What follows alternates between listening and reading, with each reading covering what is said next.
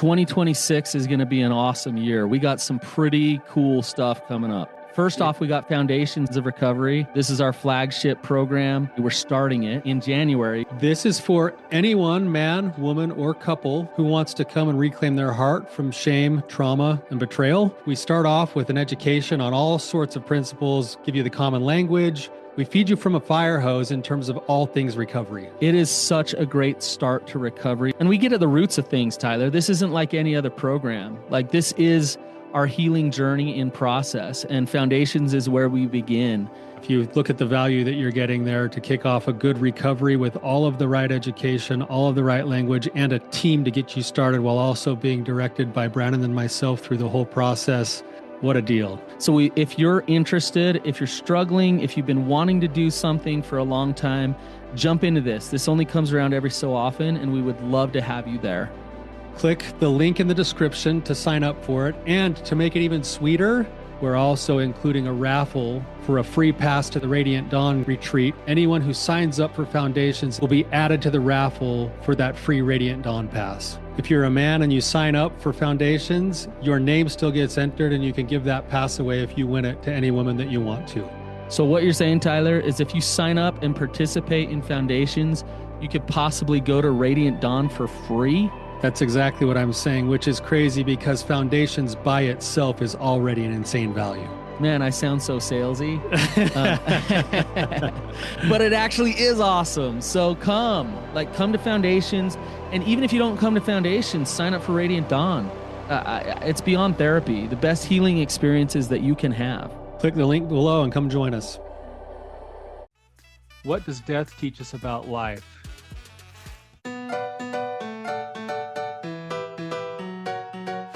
What's up, you guys? Welcome to the Therapy Brothers podcast. I'm Brandon. I'm Tyler. We're brothers. We're therapists. We're not afraid of your questions. So bring it.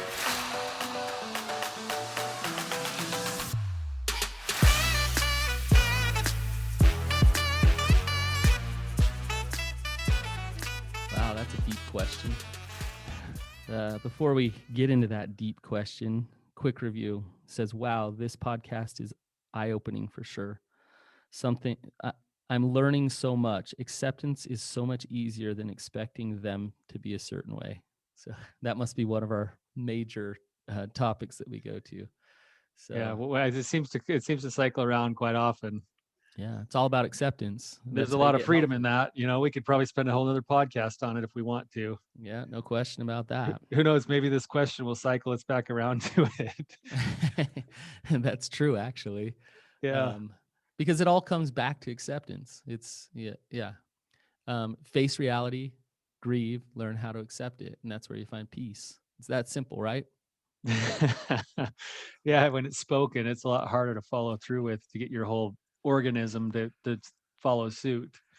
Yeah. All right, that's a deep question, Tyler. You're going deep here. I guess I kind of had a part in deciding what the question was, but of course. Yeah, well, it kind of comes off of the heels of just some things that have gone on in our own lives over the last week or so. And I think these things have kind of made an impact on us and caused us to stand back and ask some questions ourselves and to consider our lives and what they really mean. And, yeah.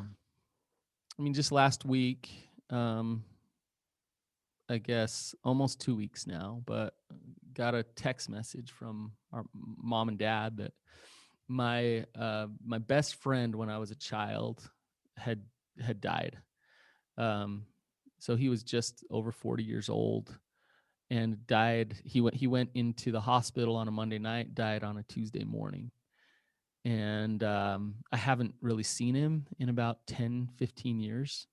We got disconnected, and but just him dying made me stop from the day-to-day rigors of life, the day-to-day stuff that I do.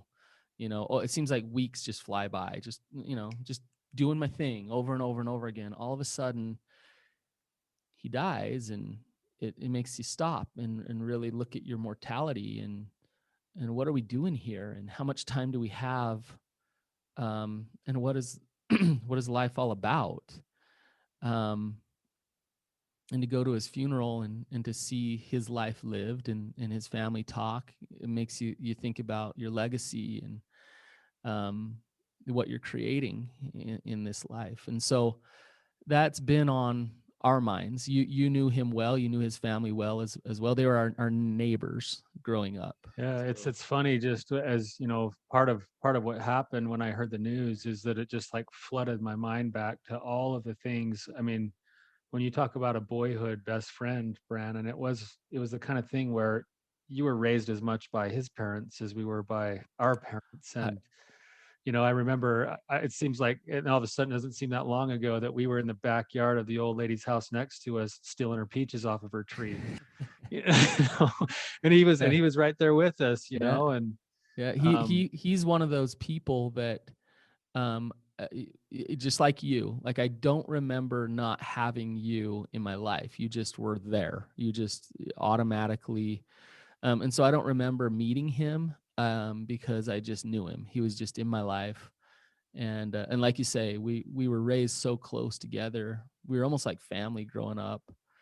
Um and to get disconnected in adulthood, to be honest with you, Tyler, one of the strongest feelings I had at his funeral was regret. Um, I did too. yeah, it's hard because he seemed to be disconnected from a lot of people.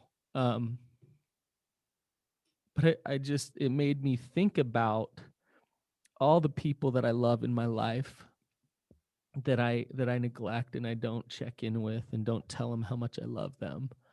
And I realized that we can't constantly, we don't have enough energy to give love to everybody and take care of everybody.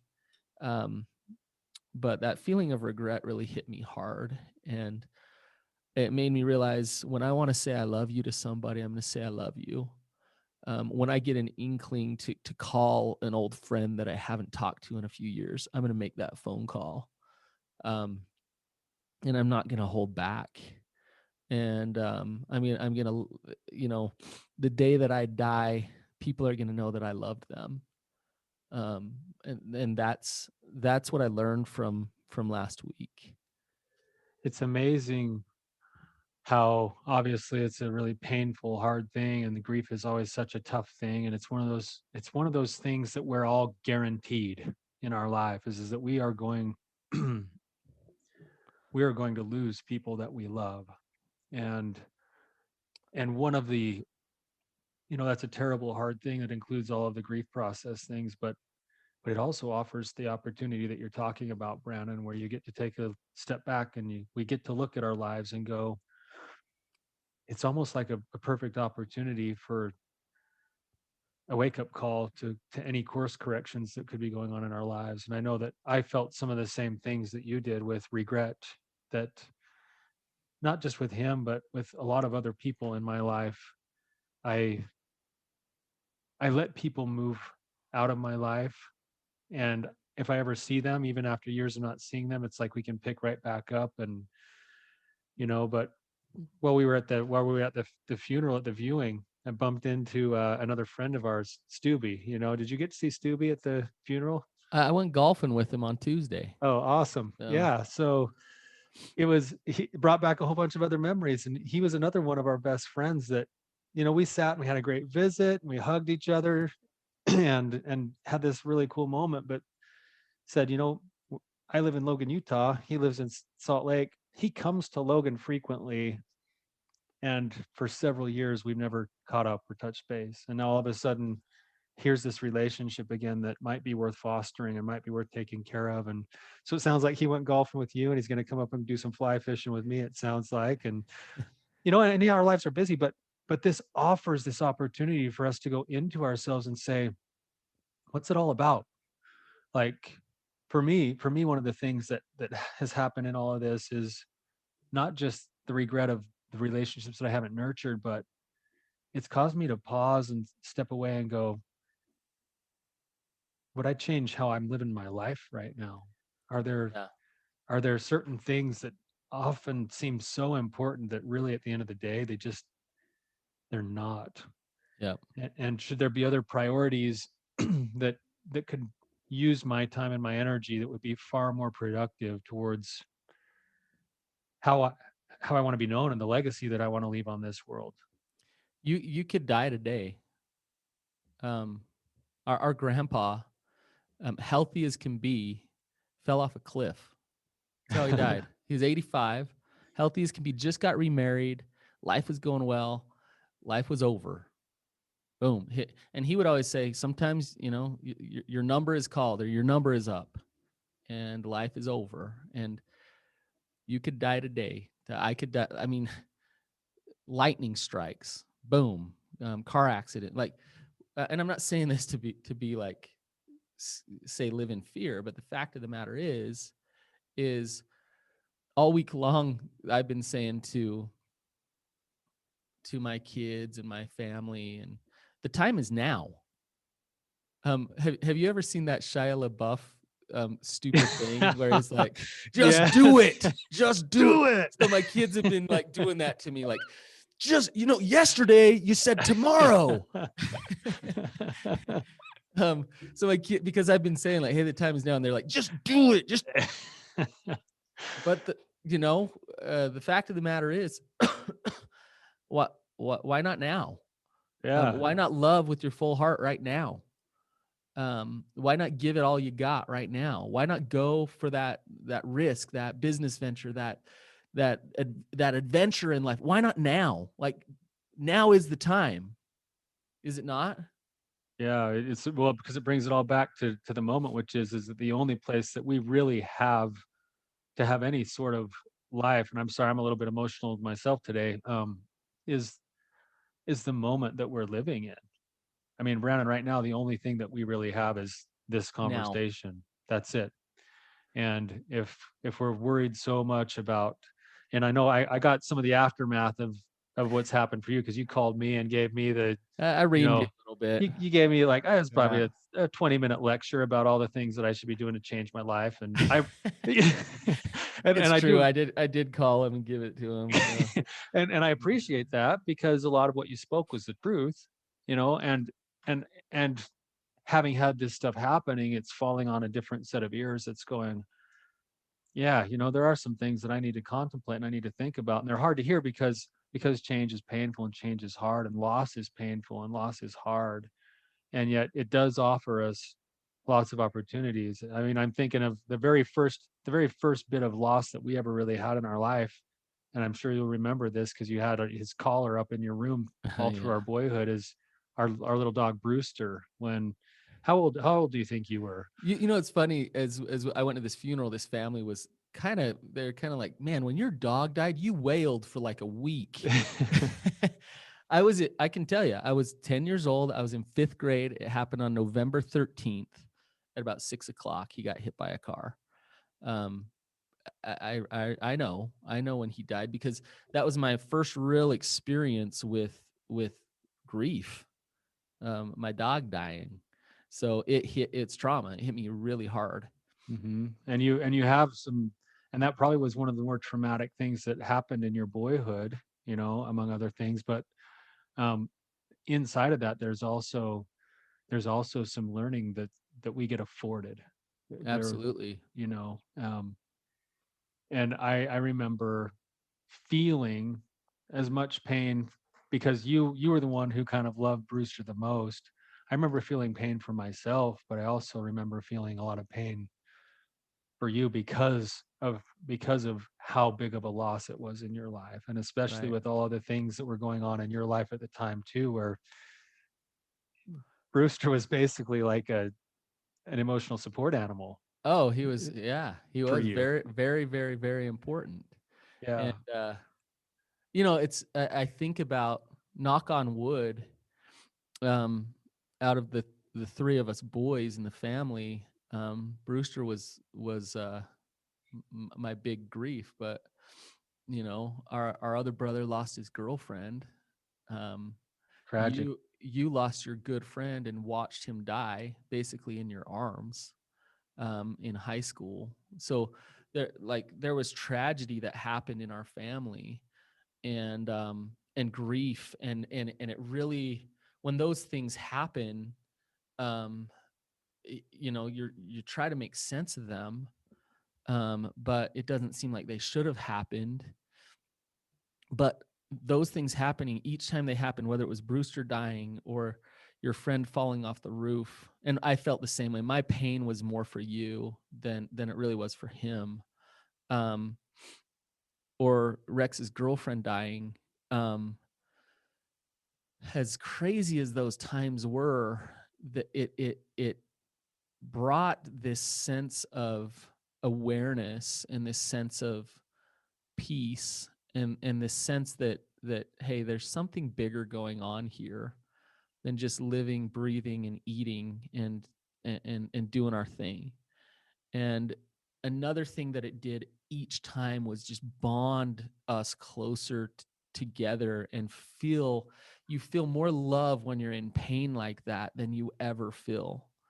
um and so, as weird as this might sound, I'm very grateful for those experiences, um, because that's part of living, is to feel pain on those levels. And I'm sure I got a lot more pain to come, and I'm not looking forward to it, but I'm willing to face it, and I'm willing to experience God's love in it, um, as it comes. So, um, And I think, Brandon, that's beautifully said. And that's maybe one of the biggest takeaways that that I was thinking about with death and what it really offers us in life is truly a deeper sense of connection to other people, to God, to our own hearts and our own minds. I remember having an experience that, I attended, your mother-in-law's funeral when she mhm. passed away of cancer, and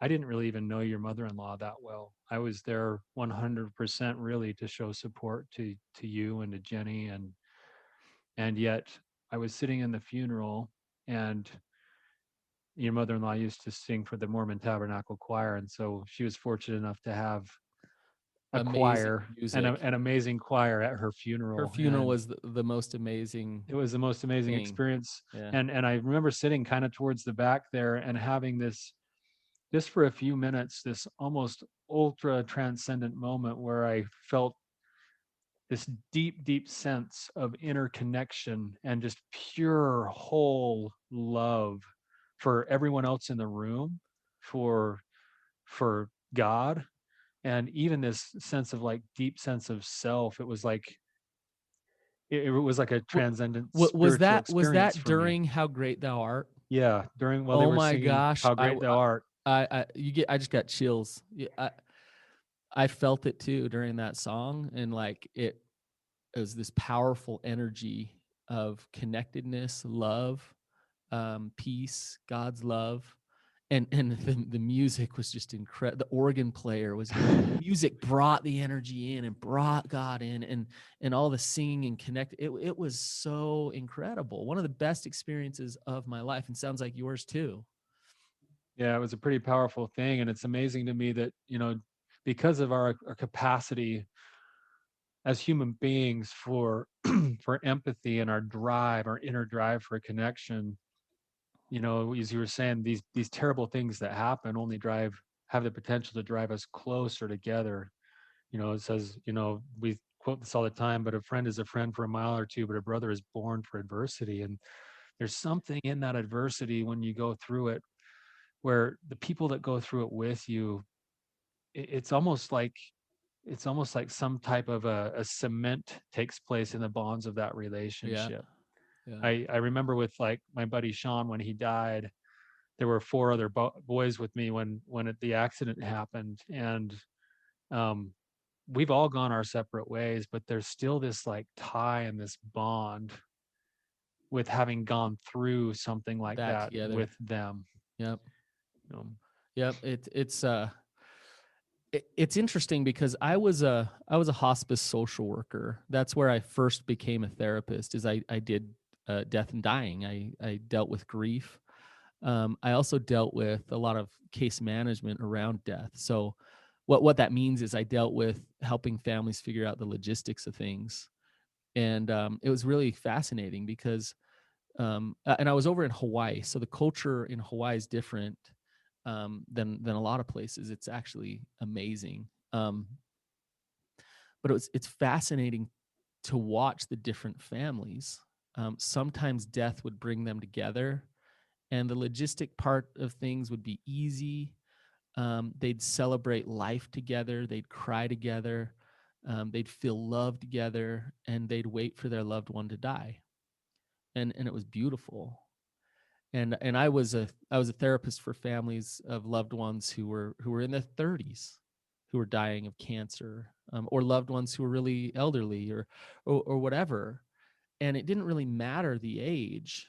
The energy was good, or it was horrible, and it was chaos. And what usually was happening is they were resistant to death. They didn't want it. They fought it. The family fought it. It caused contention amongst the family.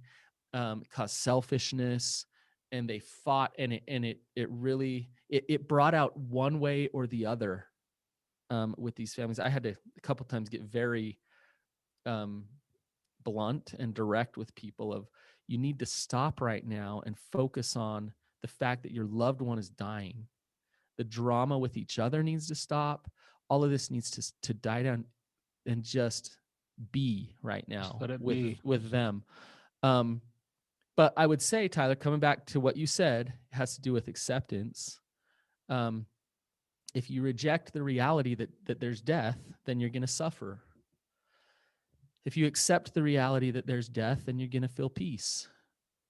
Pema Chodron, she says, if our entire life is spent trying to not die, then we're not going to live. So if You can't live. you can't live, so if you accept the reality that we're going to die, then you can live. And you can be grateful for each day and the life we have, but also look forward to and be grateful for the time that comes when we die. Right? Right. Because it's just inevitable, and it will be what it is. Yeah. Right. As you're talking, I'm like, for some reason, I'm having Tim McGraw's "Live Like What You Were Dying" like roll through my mind. and his new song, "Call Mama." So make sure you call her, and when you're sitting down by the river eating a Slim Jim and a Coke. You heard his new song? Yeah, I've heard it. It's Yeah. So be contemplative and live like you were dying. yeah. Yeah. It's funny because you could almost break it down to those couple of songs and have a pretty sweet life. He nails it. He nailed it. And he's He married to nailed it. Faith. He's married to Faith Hill, so he really nails it. Yeah. Like life is good for Tim. Yeah. Um, so yeah, I think here we are just kind of contemplating about life, but um, I would say if anyone's listening and you kind of heard our personal stories and what we're going through, make that phone call today to somebody that just pops into your mind. They're popping into your mind for a reason. And or love on your kids just a little extra today. Give them a little more effort and a little more time and energy than your Instagram account. And I'm not saying that to shit on you. I'm just saying, like, live, connect, be with your family. Because to me, that's what it's all about. It's all about love. It's all about connection. It's all about feeling God's love through you for others. And so that's what death reminds me to do. And that feeling that we felt at Peggy's funeral, that was that feeling of connectedness to each other.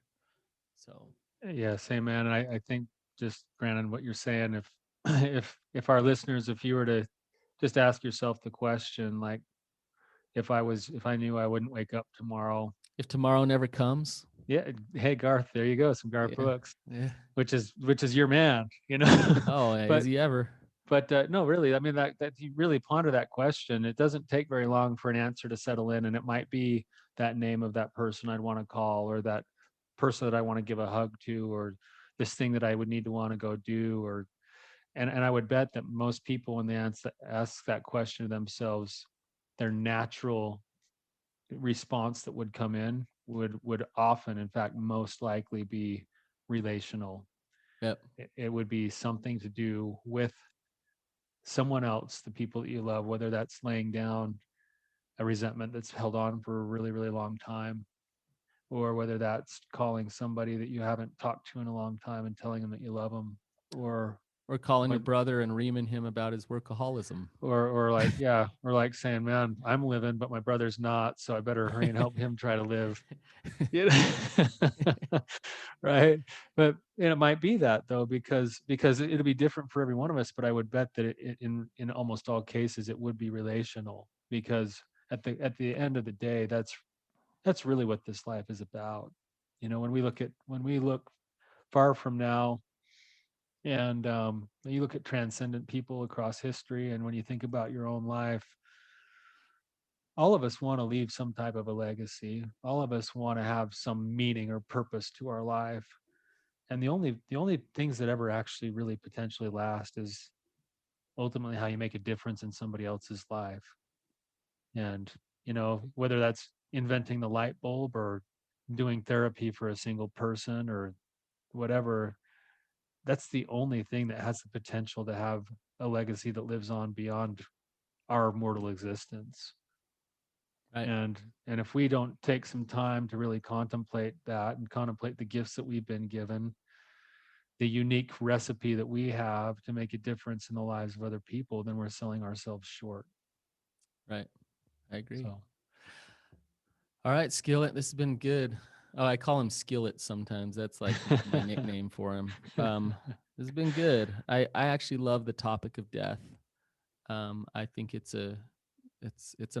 is an awesome part of our living experience. So it's really interesting, Brandon, because you know when most people hear, "Oh man, there's this funeral to go to," or somebody that's dying, most people are like, "Oh, I hate going to funerals." I don't. But we were raised in a home where it's like, you remember, Dad? He would pull out the newspaper and he would like highlight the people that had died, and then he like couldn't wait to go to their funerals. Like if there's something that our old man loves more than anything, it's a good funeral. oh, And absolutely.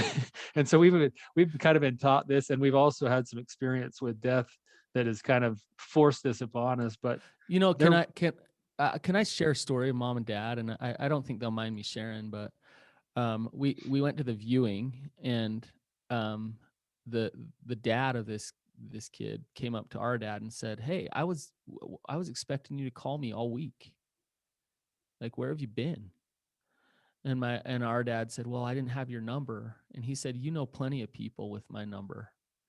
And it was interesting because and mom, she had actually reached out to the mom, but she talked about how hesitant she was of like, this is awkward. Their son just died. I don't know they what to hadn't do. talked in years. And but she did it. And then after that conversation, she talked about that the dad had with our dad. She talked about how grateful she was that she followed through on her intuition to do it.